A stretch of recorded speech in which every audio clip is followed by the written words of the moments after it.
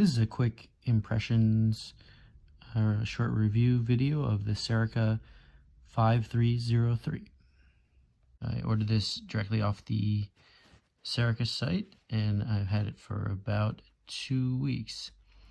When I ordered it, I ordered it at the very end of September. I was told it would ship in October, and actually shipped towards the very end of November. So I guess just bear that in mind if you order from them. They did communicate about it, the delays, but it was kind of limited. There was like one post on their Instagram, and then we got one email that it was going to be late. But that aside, I'm really enjoying this watch. The bracelet is really nice. I have a smaller wrist, so I don't usually, like straps or bracelets that are 20 millimeters, but this starts out at 20 millimeters and tapers down to 18. Yeah, I just really like the look of this one link and end link here. The mesh is nice. It's definitely unique. The flat part of the mesh is definitely pretty comfortable. You don't really notice it much on your wrist. Sometimes the edges, like if you're flexing your wrist, dig in a little bit, but overall it's pretty comfortable. To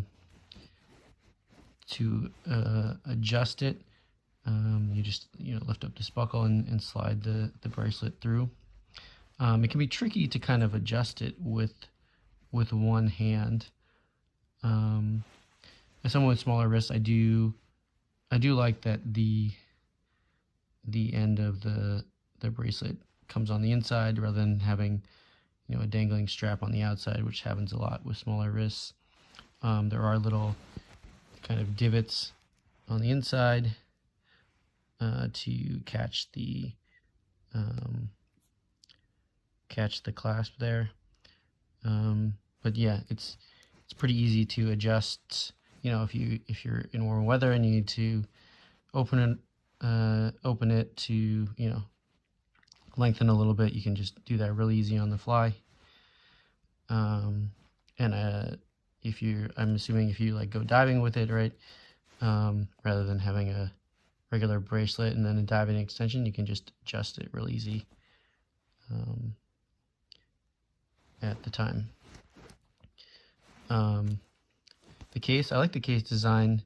Again, one of my pet peeves is cases that have like big slab sided cases, like a Tudor or like an IWC or something like that. So it's tapered a little bit on the bottom. The lugs, they remind me a little bit of like a Omega style lug. And the says it is a little bit thicker, not too thick. I think it's almost like 13 millimeters. One of the things I don't like on some thicker watches, like your SKX or something like that, where the lug is like at the bottom, and so you have this big chunk on the top just sitting off your wrist. So the lug's kind of in the middle of the case is good. I do wish the crown was like signed. They don't really have any kind of logo at all on the watch, really. It'd be nice to have like a little Serica logo. The crown is it looks kind of big, but it's grown on me. I do wish it maybe was a little bit more flush to the case rather than kind of sitting out like that. But it does make it really easy to use. It has a good weight to it, and even though it is a little bit thicker than some watches, overall it has like a nice substantial presence on the wrist. It doesn't feel too delicate. It feels like a rugged kind of watch. So I do like the presence on the wrist. On some cuffs, yeah, it is a little bit too thick to like easily slide under. But overall, I think it's nice. The bezel is really nice. obviously the double kind of function here of having the hours and your minutes is really cool. It's something I don't think I've seen on any other watches really. So for me, like, this is a great travel watch, right? Like, if you're going someplace warm to go diving, you know, you have your time zones if you want it, and then you have your you know, your diving minutes if you want that. So the dial, I really like the dial. I saw some places that said like the dial is kind of silvery. It's really just a matte white, which is fine with me. I like matte dials. The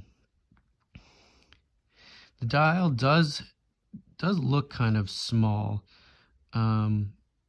The crystal, you know, is it's got a little bit of like a top hat to it. I think it does have like a nice glow to the watch with that top hat or curved crystal. It does make the face look a little bit small. You notice if you hold it up like this, the 12-hour indice, it gets kind of like looped down into the crystal. So if you tilt it, you can see the full indice, but the crystal kind of distorts it a bit. I do like the hands as well. The only thing that slightly bugs me is it seems like some of the lines on the dial. So there's the kind of the outline of the 4 main indices. There's a very thin line, and then these kind of lollipop hour markers are slightly thicker, and then the hands are like then slightly thicker than that. So some of the lines seem a little bit like inconsistent, but that's really nitpicky. I don't know how I feel about not having any logo on the dial. I mean, it's kind of nice, but it does, I don't know, for some reason it looks like, you know, some homemade mod or something like that with no logo. And the S617, I guess, references some French Navy submarine, but like, I'm not sure why they put it on the dial. It really doesn't, you know, doesn't do a lot for the dial. I do like the lollipop indices. It's kind of a unique look. On this, the metal hour bezel, it is brushed a little bit. At first I thought it looked a little bit cheap, how it was brushed. But I think if it was polished, it would take away from the readability, and you would see like scratches more. So that's grown on me too. So yeah, I think I had some, you know, some little kind of nitpicky things I didn't like about the watch at first, but after wearing it for about 2 weeks, I really love it overall. So this is definitely one I'm going to wear a lot and hang on to.